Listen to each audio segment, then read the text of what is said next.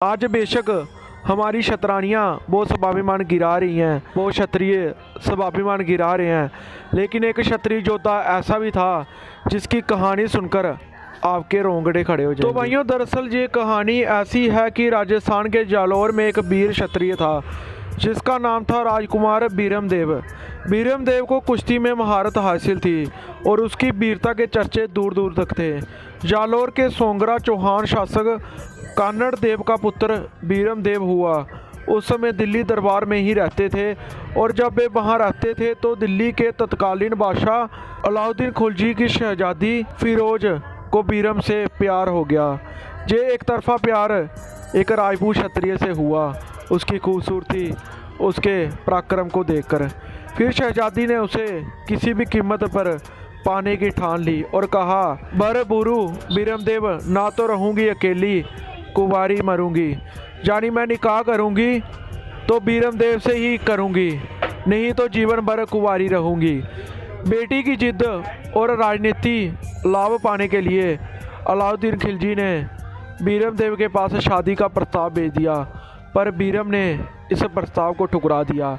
बीरम ने कहा, मामा लाजे बाटियाँ, कुल लाजे चौहान, ये मैं परनू तुर्कनी तो पश्चिम आगे बुआन। जानी अगर मैं तुर्कनी से शादी करूं तो मेरे मामा जो कि बाटी राजपूतों का कुल है और सबेम का चौहान कुल है वो लज्जित हो जाएगा।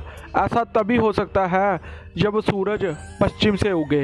बीरमदेव के एकतरफा प्यार में दीवानी थी अलाउद्दीन खिलजी की शहजादी।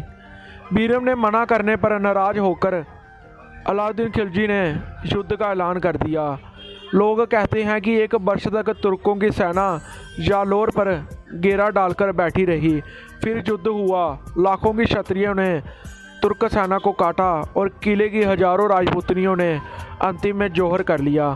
साथ ही इस युद्ध में खुद बीरमदेव ने 22 वर्ष की आयु में केवल वीरगति प्राप्त की। युद्ध की समाप्ति पर तुर्की सेना बीरमदेव का मस्तक दिल्ली ले आई और शहजादी के सामने एक स्वर्ण थाल में बीरम का मस्तक रख दिया, जिसे देखकर शहजादी फिरोजा को बहुत दुख हुआ और उसने खुद ही उस मस्तक का अग्नि संस्कार किया।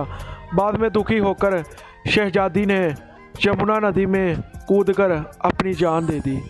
तो भाइयों, इतना प्यार करती थी वो एक क्षत्रिय से, लेकिन वो क्षत्रानी नहीं थी, इसलिए क्षत्रिय ने उससे शादी करने से, प्यार करने से मना कर दिया। वो तो एक क्षत्रिय था। लेकिन आज जो हमारे समाज की क्षत्रानियाँ हैं वो कब सबक लेगी कि क्षत्रिय आपके लिए इतना बड़ा कदम उठा सकता है। तो आप तो क्षत्रानी हो, आप तो एक गहना हो राजपूत क्षत्रिय समाज का। तो आप सभी इस वीडियो को ज़्यादा से ज़्यादा शेयर करें।